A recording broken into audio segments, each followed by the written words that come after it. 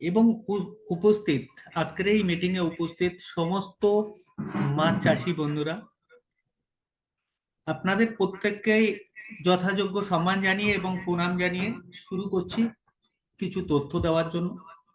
আজকের প্রত্যেককে সম্মান জানাই এই কারণে যে চাষী সমাজ যারা নিচু তলা থেকে পরিশ্রম করে, মেহনত করে, তাদের পরিশ্রমের ফসল কিন্তু সমাজের উপরের স্তর পর্যন্ত সমস্ত স্তরে ছড়িয়ে যায়। কিন্তু চাষিদের সেই যোগ্য সম্মান, যোগ্য ভালোবাসা সঠিকভাবে দেওয়া হয় কিনা জানা নেই। কিন্তু আমি মনে করি যে চাষিদেরও একটা পরিচয় হওয়ার দরকার আছে, চাষিদের একটা সম্মানের জায়গা হওয়ার দরকার আছে, এবং প্রত্যেকের আত্মসম্মান নিয়ে বাঁচার অধিকার আছে। তো যে সমস্ত চাষি বন্ধুরা এখানে উপস্থিত আছেন, অধীর আগ্রহে দীর্ঘ কয়েকদিন ধরে আমাদের এই গ্রুপে যুক্ত হয়ে এই মিটিং নেওয়ার জন্য কিংবা ট্রেনিং সেশন নেওয়ার জন্য অধীর আগ্রহ দেখিয়েছেন, ইতিমধ্যে যাদেরকে দেখছি এই মিটিং এ যুক্ত হতে, অধিকাংশ মানুষ কিন্তু কয়েকশো মানুষ কিন্তু ট্রেনিং নেওয়ার জন্য উদ্গ্রীব ছিলেন।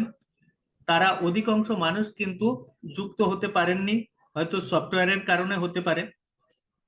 কারণ চাষি মানুষ যারা, অধিকাংশই মোবাইল ফোন সঠিকভাবে ব্যবহার করতে জানে না। এরকম মিটিং সেশন হয়তো কোনোদিন জুড়েনি, সেই ব্যক্তির কাছে একটা প্রতিবন্ধকতা হয়ে গেছে। তো ওই যে সমস্ত বন্ধুরা এত আগ্রহ থাকা সত্ত্বেও এই মিটিং এ যোগদান করতে পারেননি, তাদের কাছে কোম্পানির পক্ষ থেকে, অন্তত সিএসএ অ্যাকোয়া কোম্পানির পক্ষ থেকে এই ট্রেনিং সেশন পরিচালনার জন্য তাদের কাছে আমরা দুঃখিত। কারণ আপনারা জুড়তে পারেননি, আপনাদের কিন্তু আগ্রহ আছে। কিন্তু আজকেরই শেষ নয়, আজকের উদ্বোধনী অনুষ্ঠান। এই উদ্বোধনী অনুষ্ঠান যারা থাকতে পারছেন না, তারা অতি অবশ্যই যোগাযোগ করবেন, আমাদের গ্রুপে বিভিন্ন তথ্য দেওয়া থাকবে। আগামীকাল মিটিং এ কিভাবে যুক্ত হবেন তার বিভিন্ন বিবরণ কিন্তু দিয়ে যাব। তো আজকের এখানে যে কথাটা না বললে নয়, সেই কথা দিয়ে আমি শুরু করি। শুরুটা হচ্ছে অর্গানিক এবং রাসায়নিক। আমরা যারা এখানে বয়োজ্যেষ্ঠ ব্যক্তি যারা উপস্থিত আছেন, কিংবা যারা মাছ চাষের সঙ্গে দীর্ঘদিন যুক্ত আছেন, প্রত্যেকে জানেন দিনের পর দিন আমাদের এই মাছ চাষে কি অবক্ষয়ের মধ্য দিয়ে যাচ্ছে। এখান থেকে 15 বছর 20 বছর আগে কিন্তু আমরা এই অবক্ষয়ের মধ্যে পড়েনি, যে সময় কিন্তু প্রচুর পরিমাণে মৎস্য উৎপাদন হতো। বিশেষ করে বাংলাদেশ ছোট্ট একটি রাষ্ট্র হলেও সেখানে মাছ উৎপাদনে কিন্তু যথেষ্ট উন্নত জায়গায় ছিলেন। কিন্তু আজকের দিনের পর দিন কিন্তু গ্রাস করে নিয়েছে, একটা প্রতিবন্ধকতা তৈরি করে দিয়েছে, সেটা কিন্তু রাসায়নিক। আজকের দেখুন যে সমস্ত মুরব্বী মানুষ এই মিটিং এর সঙ্গে যুক্ত আছেন, প্রত্যেকে জানেন যে একসময় বাগদা চিংড়ি বাংলাদেশের বিখ্যাত বাগদা চিংড়ি ছিল, বাংলাদেশ সেরা, যেটা বিদেশের বাজারে, আন্তর্জাতিক মার্কেটে যার মূল্যবোধ অনেকটাই উন্নীত ছিল, অনেক বড় জায়গায় ছিল। সেই জায়গায় কিন্তু সেই বাগদা চিংড়িটা দিনের পর দিন ভাইরাস লাগছে, ফাঙ্গাস লাগছে, কিংবা বিভিন্ন রোগ সংক্রমণ হচ্ছে, এমনকি মাছের জন্মের হারটা একবারে তলানিতে ঠেকে গেছে। আজকে যে সমস্ত মুরব্বী মানুষ জীবনের মূল্যবান সময়গুলো দিয়েই মাছ চাষ করে এসছেন, তাদের ফ্যামিলিকে যথেষ্ট ভালো জায়গায় দাঁড় করিয়েছেন, কিংবা ছেলে মেয়ে মানুষ করেছেন, বিয়ে দিয়েছেন, অনেক কিছু অনেকের ব্যাকগ্রাউন্ডে আছে। তো সেগুলো কিন্তু একটা সময় হয়ে এসেছে, কিন্তু বর্তমান কিন্তু সেইটা আর হতে পারছে না। আর না পারার যে কারণ সেটা হচ্ছে রাসায়নিক বিক্রিয়া। আজকের সমস্ত শাকসবজি থেকে শুরু করে মাছ চাষ, সমস্ত জায়গায় একইভাবে একই নিয়মে কিন্তু প্রচুর পরিমাণে কিন্তু রাসায়নিকের বিক্রিয়া শুরু হয়ে গেছে, এবং রাসায়নিক দিয়ে মাছ চাষ শুরু হয়েছে।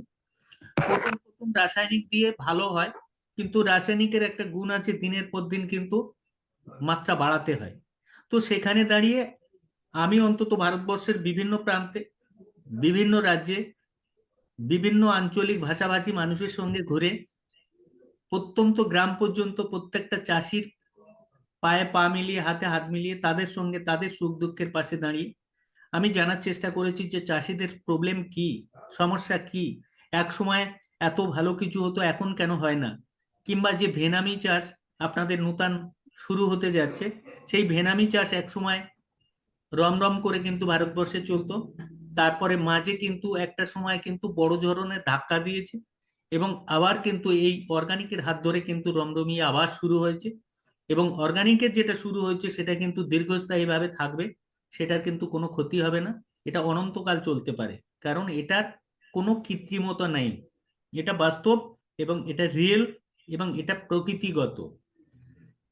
কারণ তাই আপনাদের বলবো, অর্গানিক সম্পর্কে জানতে গেলে আজকের যে মিশন, সেটা অর্গানিক যুক্ত বাংলাদেশ গড়া। এবং আমাদের যে খাদ্যদ্রব্যগুলো আছে, বিশেষ করে মাছের উপরে যেহেতু আমরা আজকের বক্তব্য রাখবো, সেই মাছের মধ্যে দিয়ে মাছকে অর্গানিক করা। কারণ অর্গানিক করা মানে পূর্বে যে 10 বছর, 15 বছর, 20 বছর আগে যে মাছের স্বাদ ছিল সেটা ফিরে আসা, যে প্রোডাকশন ছিল সেটা ফিরে আসা, মাছের যে জন্মের হার ছিল সেটা ফিরে আসা, এবং উন্নত পদ্ধতিতে মাছ চাষের একটা পদ্ধতি যার নাম অর্গানিক পদ্ধতি। অর্গানিক এর মধ্যে প্রত্যেকে যারা যুক্ত আছেন, আশা করব প্রত্যেকে শিক্ষিত, সমাজ সচেতন প্রত্যেকটা ব্যক্তি, প্রত্যেকে জানেন যে অর্গানিক কি। অর্গানিক হচ্ছে রাসায়নিক বা কীটনাশক নেই কিংবা অ্যান্টিবায়োটিক নেই এমন ধরনের মেডিসিন। রাসায়নিক বিক্রিয়া নেই, অ্যান্টিবায়োটিক নেই, কিংবা কোনো কেমিক্যাল নেই বা কীটনাশক যার মধ্যে নেই, সেই ধরনের মেডিসিন। যে মেডিসিনগুলো মাছ চাষে ব্যবহৃত হচ্ছে সেই মেডিসিনটাই হচ্ছে অর্গানিক মেডিসিন, যা প্রকৃতির থেকে উৎপাদিত হয়, প্রকৃতিগত, কোনো কৃত্রিমতা নেই, মানে কোনো কেমিক্যালের বিক্রিয়া করে তৈরি করতে হয় না, সেটাই অর্গানিক। অর্গানিককে বাংলা কথায় জৈব সার বলে, কিন্তু এই জৈবর মধ্যে অনেক বিস্তর, অনেক পার্ট আছে। শুধু জৈব মানে যে গোবর সার দিয়ে কিংবা পোলট্রির লিটার দিয়ে কিংবা বাড়ির খড় পচিয়ে তৈরি হয় তা নয়, একাধিক প্রকৃতিগত নির্যাস, প্রকৃতিগত বিভিন্ন ধরনের মেডিসিন আছে যেগুলো কৃত্রিমতা যার মধ্যে নেই, সেটা হচ্ছে অর্গানিক।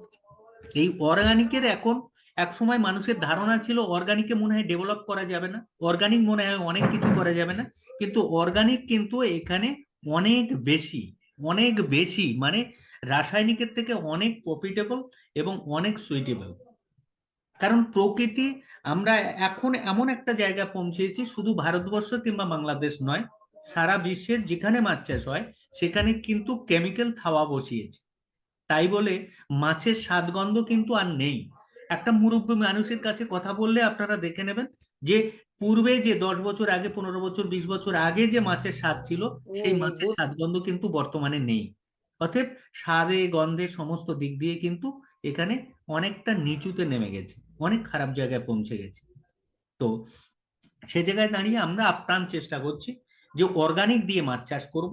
এই অর্গানিক দিয়ে যে মাছ চাষ করব তাতে কিন্তু আমরা 100 সাফল্যের সঙ্গে কিন্তু আমরা চাষ করে যাচ্ছি। সেটা ইতিমধ্যে আপনারা বিভিন্নভাবে পরীক্ষামূলকভাবে দেখে নিয়েছেন।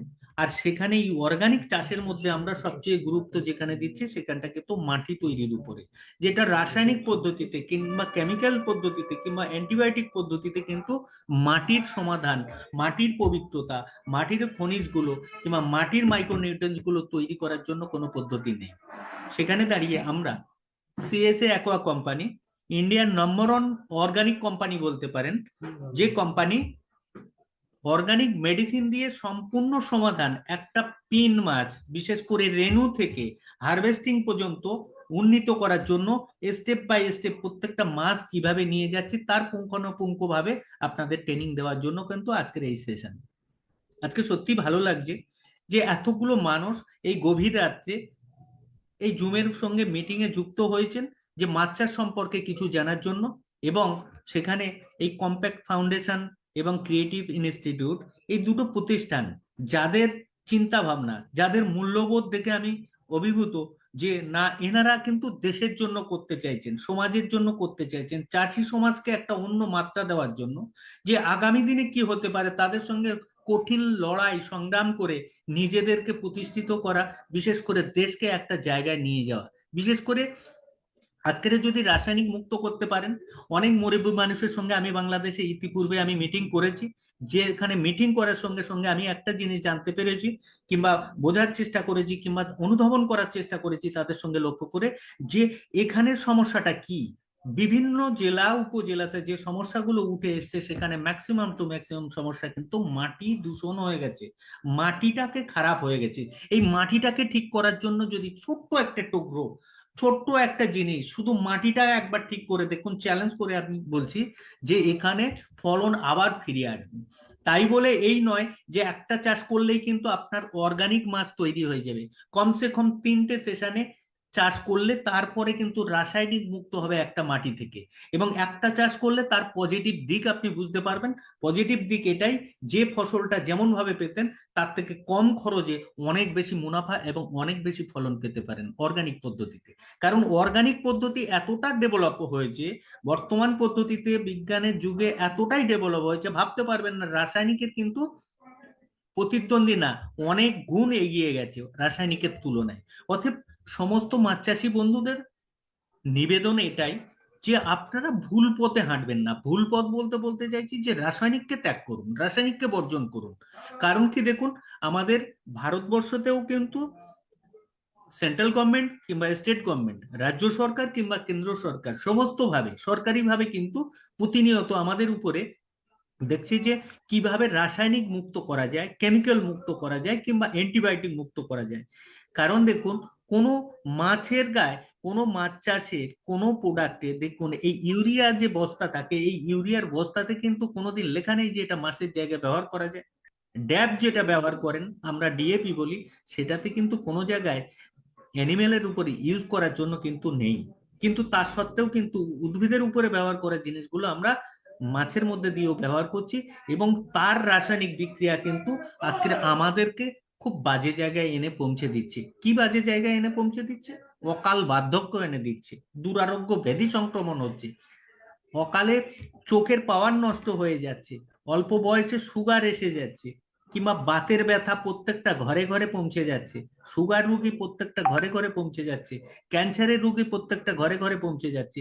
তো আমরা যদি সমাজ সচেতন ব্যক্তি হই, প্রত্যেকে আমরা যে মাছটা উৎপাদন করছি আজকের এতটা খারাপ খারাপ জিনিস দিয়ে তৈরি হচ্ছে, যে জিনিসটা খাওয়ার পরে কিন্তু নিজেদের কিন্তু এই ক্ষতির মুখে সম্মুখীন হচ্ছি, এবং সঙ্গে আমাদের সমাজ এবং আগামী প্রজন্মের প্রত্যেকটা শিশু থেকে শুরু করে প্রত্যেকের উপরে কিন্তু এই এফেক্ট গুলো পড়ছে। তাই আপনারা আমরা সবাই মিলে কিন্তু চেষ্টা যদি করি যে আগামী দিনে আমাদের দেশকে রাসায়নিক মুক্ত করব, অর্গানিক যুক্ত মাছ, শাক, সবজি, ফসল সমস্ত কিছু করব, তার জন্য কিন্তু আমরা যদি এগিয়ে আছি, সেই রকম একটা শুভবুদ্ধি সম্পন্ন সমাজের কিন্তু আমাদের একটা ধারক বাহক হিসেবে কিন্তু আমরা এগিয়ে যেতে পারবো।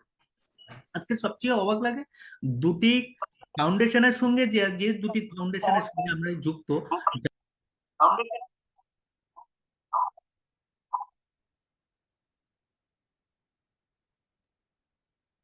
মাধব দাদা, আপনার কথা শোনা যাচ্ছে না।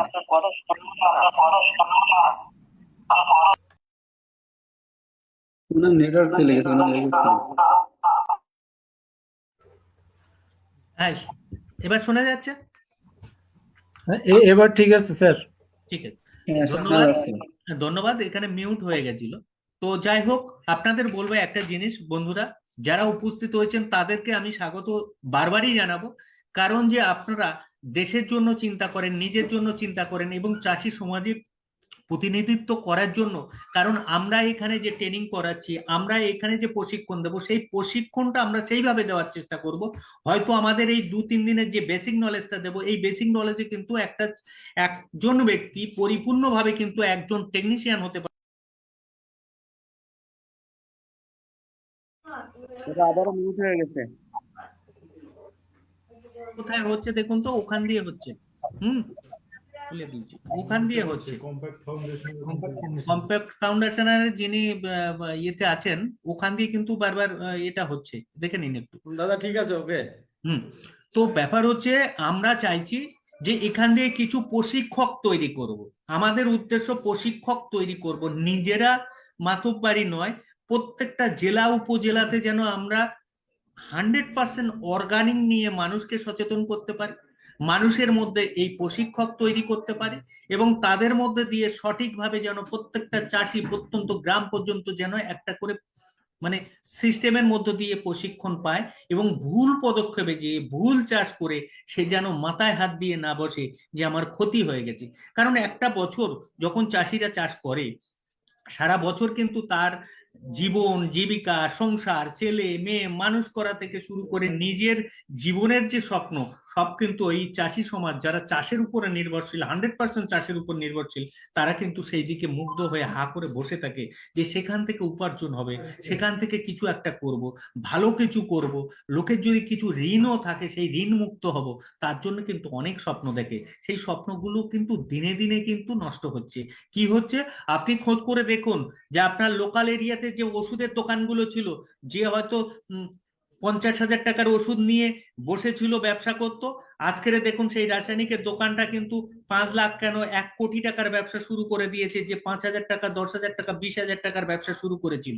তাতে কি হয়েছে, চাষি সমাজের অবনতি হয়েছে, চাষি সমাজের অবনতি হয়েছে, কিন্তু আপনার হয়নি, চাষির কিন্তু ডেভেলপ হয়নি, চাষির কোনো ডেভেলপ হয়নি। আপনার ডেভেলপ কাদের হয়েছে, যারা এইগুলো নিয়ে ব্যবসা করেছে তারা কিন্তু মুনাফা নিয়ে গেছে।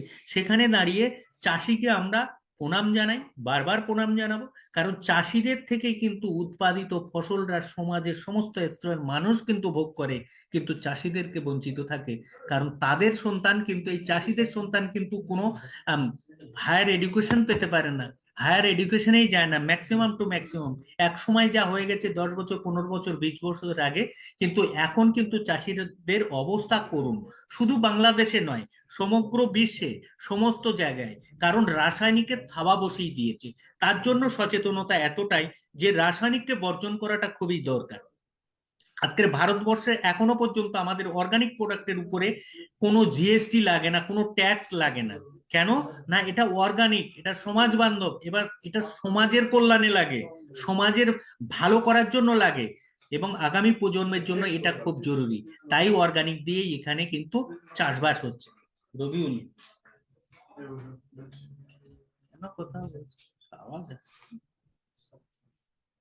তো সেখানে দাঁড়িয়ে আমরা কিন্তু চাইছি যে এই অর্গানিকের উপরে সঠিকভাবে সুনির্দিষ্টভাবে আমরা প্রশিক্ষণ দিই। তো আজকের যেহেতু উদ্বোধনী অনুষ্ঠান, প্রত্যেকের একটু পরিচয় পর্ব থাকবে, তাতেও আমি এতগুলো কথা বললাম, তো আমি আবার ফিরে আসব। তো তার মধ্যে আমি আলোচনা যেমন বললাম সমগ্র ব্যাপার নিয়ে আলোচনা করব, এবং লাস্টে শেষ করার আগে আমাদের যে টেকনিশিয়ান গ্রুপ আছেন তাদেরকে পরিচয় পর্বগুলো সেরে নিই, নেওয়ার পরে আজকের কার্যক্রমটা কতদূর থাকছে এবং আগামীকালের কার্যক্রম কি থাকছে এবং আগামী পরশু মানে শেষ দিনের কি থাকবে আমি সমস্ত ঘোষণা করছি। তার মধ্যে আমি অন্তত আমাদের যারা টেকনিশিয়ান গ্রুপ আছেন তাদেরকে একটু পরিচয় পর্ব সেরে নেব। তাই এখন আমি আপাতত বিদায় নিচ্ছি, কম্প্যাক্ট ফাউন্ডেশনকে বলবো আমাদের যারা টেকনিশিয়ান আছে তাদের একটু পরিচয় পর্ব করিয়ে দেওয়ার জন্য। নমস্কার।